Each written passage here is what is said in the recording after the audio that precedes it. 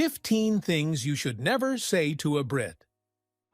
In Britain, there's a fine art to conversation, and a list of things you'd be wise never to say. A casual remark that might seem harmless elsewhere can cause awkward silences, a polite but deadly eyebrow raise, or the kind of subtle sarcasm you won't spot until it's too late.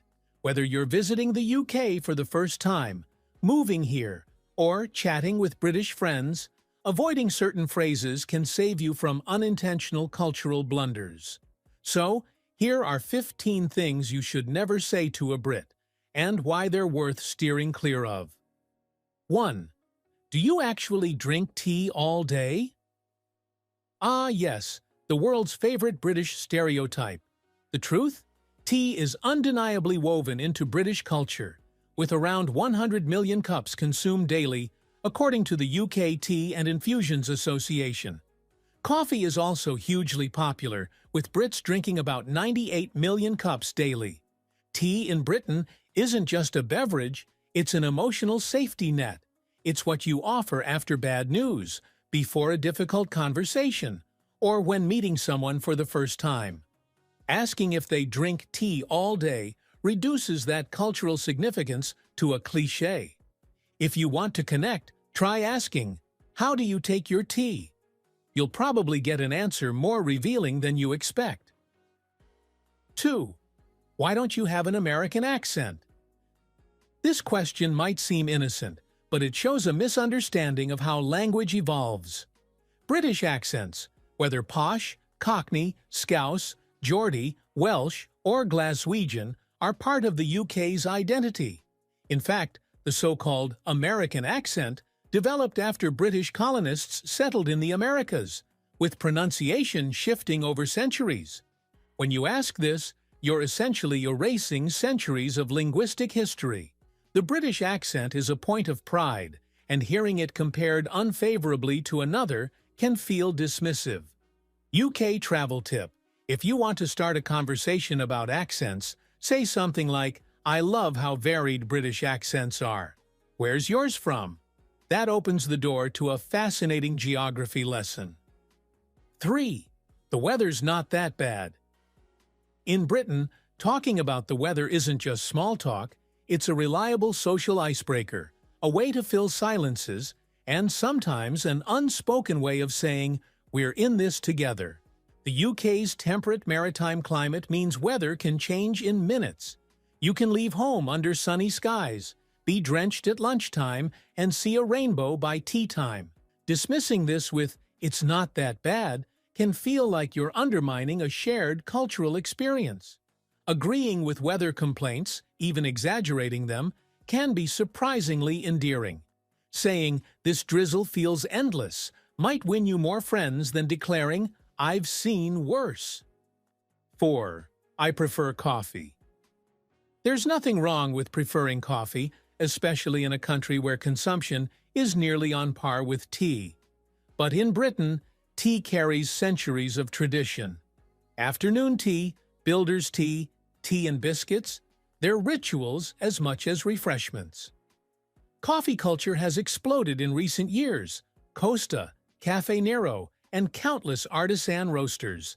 But tea still feels like the nation's emotional anchor. So, when you announce your coffee preference as if it's a bold stand, it can sound like you're dismissing one of Britain's best-known traditions. Instead, you could say, "I usually drink coffee, but I'd love to try a proper British tea." Now you've turned it into a cultural exchange. 5. You must love the royal family. This one is tricky. The monarchy is part of Britain's global image, but opinions vary widely. Some see the royal family as a cherished institution, others view them as irrelevant in modern life. Recent polling shows most Brits have a generally favorable view, but a significant minority do not. If you're genuinely curious, ask if they follow the royals, rather than assuming. That way, you'll avoid sounding like you expect them to be waving Union Jacks in their living room. 6. England and Britain are the same thing, right? Mixing up England, Great Britain, and the UK is one of the fastest ways to make a geography slip. Here's the breakdown. England, one of 4 countries in the UK. Great Britain, the island containing England, Scotland, and Wales. The United Kingdom, UK, Great Britain, plus Northern Ireland. Confusing these can especially irritate Scots, Welsh, and Northern Irish people, as it can feel like their identities are being erased. To a Brit, this is like calling all of North America the USA. 7. So, do you know my cousin from London? London has almost 9 million residents. The odds of a random Brit knowing your cousin from Hackney are lower than finding sunshine in January. Yet visitors still ask this, often without realizing how big and diverse the UK is. If you want to connect over location, you could say, "I have a cousin who lives in London. Which part are you from?" That gives them space to share about their city without assuming instant familiarity. 8. Your teeth are actually nice. You might mean this as a compliment, but to a Brit, it sounds like you expected otherwise. The bad British teeth stereotype is decades out of date, fueled by old Hollywood jokes. UK dental care is on par with other developed countries, and many Brits have perfectly healthy smiles. By adding "actually," you've turned a compliment into a backhanded remark. A better approach? Just say, "You have a great smile." That's universal and doesn't dig into outdated stereotypes. 9. Why don't you use real measurements like cups and tablespoons?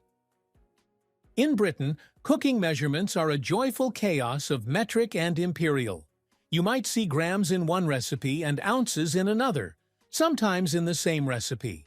It's not that Brits don't use real measurements. They just have 2 systems in play. This stems from a slow transition to metrication in the 20th century. Many older cooks still measure in ounces and pints, while younger ones use grams and liters. Calling cups and tablespoons real measurements can sound culturally arrogant. The truth is, all systems are real, just different. 10. The food here is bland. This is one of the most outdated myths about Britain. Wartime rationing did lead to a period of plain cooking, but modern British food is a blend of tradition and multicultural influence.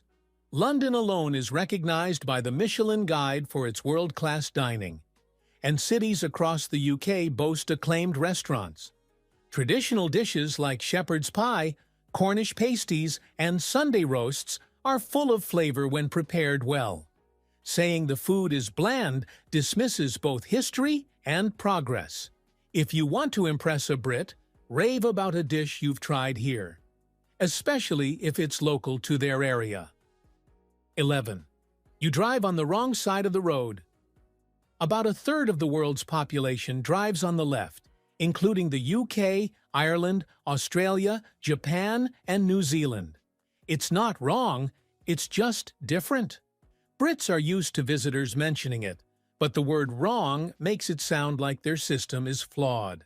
Historically, left-side travel dates back to medieval times, when right-handed riders kept their sword arm free. So, if anything, it's a centuries-old safety tradition, not a mistake. 12. Why are you so obsessed with queuing? The queue is a pillar of British etiquette. It's about fairness, order, and not making a scene. Cutting in line is one of the gravest social offenses you can commit in Britain. The love of queuing isn't about enjoying the wait. It's about respecting everyone's turn. It's an unspoken social contract that keeps public life civil. When visitors question it, it can sound like you're suggesting chaos is preferable. 13. You're just like Americans, really. Brits and Americans share a language, some pop culture, and certain values, but there are big differences in humor, manners, and outlook. Brits often see themselves as understated compared to Americans' directness, and they're fiercely protective of their own quirks. Saying they're just like Americans erases that identity. If you want to compare, highlight the similarities and differences. It shows you've noticed the nuances. 14. Is this all you call beer? British pubs may surprise visitors expecting frosty American-style lagers. Beer here comes in many forms: ales, bitters, stouts, and porters, often served at cellar temperature. The flavors can be richer and more complex, but they're not always what visitors expect. Dismissing the selection as limited is often inaccurate. Many pubs now carry local craft beers alongside traditional brews. Try a hand-pulled pint before judging. It might change your opinion entirely. 15. Cheerio, in a fake British accent. Cheerio is rarely used unironically anymore, except maybe by your granddad or in old films. But saying it in a forced accent can feel like parody. Brits value authenticity. Even if your accent isn't perfect, sincerity beats caricature. If you want a British farewell that works in real life, try cheers. It's casual, warm, and doubles as thank you.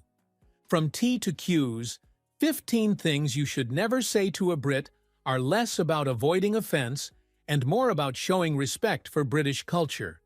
By steering clear of outdated stereotypes and embracing curiosity, you'll connect more deeply.